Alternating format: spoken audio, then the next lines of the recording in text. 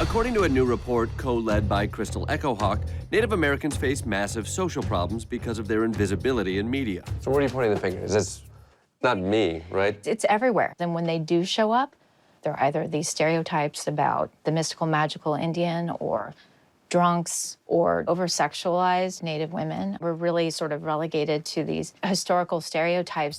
She's right. Misrepresentation is everywhere. Books, butter substitutes, television, cigarettes, Victoria's Secret models, movies, mascots, costumes, cornmeal, Coachella. Misrepresentation is a magical cloak of invisibility. It would be like using a caricature of Martin Van Buren to depict all white people and their experiences. And it's still very much accepted within the United States to engage in this level of racism. The Washington football team, that is a racial slur. Right, the R word is a racial slur. It's the N word. When Megyn Kelly, when all that blew up around the blackface, right? America was like quick, but what nobody noticed, if you watch that segment, those horrible Native American costumes were in the background. Somehow both invisible and in plain sight. Now let's rewind. You cannot dress as a Native American. That's apparently been some rule. Isn't the whole purpose of Halloween to dress up and pretend you are something other than yourself? People understand that blackface increasingly is wrong. People don't understand that that sort of, objectification and misrepresentation of Native peoples is wrong as well. If we could double kick out Megyn Kelly, I think a lot of people would. Right, seriously. Can I come clean with you? Yes. I was in a thing called Indian Guides. It was like the Boy Scouts, but somehow whiter. Why Indian Guides? A great idea. Here's some of the literature from the Indian Guides. 20 teepee tales. This is my vest. No. Could somebody, seriously? Ty, can you help me get out of this? I wore a headdress, and I didn't think much of it. And to be honest, it was a fun bonding thing with my dad. Mm-hmm. But I look back on what that was, and I feel weird about it. Yeah, you should. What is it about that program? Like, why don't you guys have that? I think the reason we co-opted the idea of Indian Guides is because our own traditions are slavery, institutional racism, and cultural genocide, which are not exactly great weekend activities for a father and son. How do I be an ally, not an appropriator? You need to go meet people who've been sort of on the front lines, for example, at Standing Rock. Standing Rock was a reaction to the approved construction of a pipeline through sacred Native American land. It was also a vital moment in creating visibility for Indigenous people.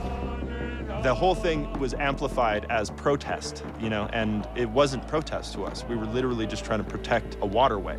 It was October, and I was watching my peers being sprayed at night with fire hoses. And it's cold in North Dakota. I'm from there. I know how cold it is, and I'm one person. What can I do? Cannupa is an award-winning conceptual artist with work displayed throughout the world, most of which I don't totally get. His contribution to Standing Rock? Mirrors. Lots and lots of mirrors. I wanted to make a mirror to bring to the front lines, a mirror that was also a shield. It was an opportunity for the militarized police to reflect on themselves. I don't know if you've ever stood in front of... a mirror? Yeah. Yeah, riot police. Oh, no. It's hard to see the humanity in them, but I knew that they could see their own humanity. So they could see what we were facing. Maybe it would trigger something inside of their hearts. They're like the David Copperfield of protesting.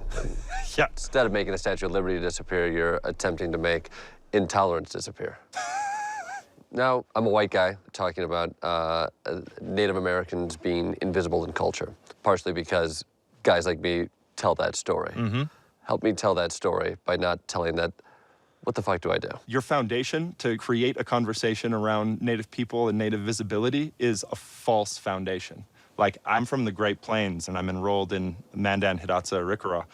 Down here, I am like a witch. There's no such thing as a Native American. We are... What am I doing this episode on? I mean, here's the question I'm asking you. If we're going to talk about the invisibility of Native people, we also need to start talking about the complexity of Native people. Like, I can't talk for 562 nations. I can't talk for people in my own tribe, honestly. Can't fucking win. I'm like a vampire when it comes to self-reflection. I can't see you at all. Yeah, where am I? Oh, it's because we're in front of a beige wall. That's what it is. That's racist. Watch the racist shit. Unbelievable. Now, what do you want me to do? and you look over your shoulder into the past. Don't do it. I'm not supposed to go on any kind of spiritual journeys. I've been told that's appropriation. So is there any way for me to engage with this in a more literal sense? Well, yes, but also recognize that there is room for contradiction under the Native American umbrella. Okay, yeah. I'm gonna look over my shoulder to see into the past. Yeah. All of the scholarship on Native people is dependent on us being dead and gone. But they haven't talked to us within the last 200 years. You're a white man in a society that has incredible amounts of power for right now. Talk to Native people and get to know them one-on-one and weaponize that privilege. Dear God, with this knowledge, I can save my Native American brethren. Yeah, another white savior story. This is so stressful.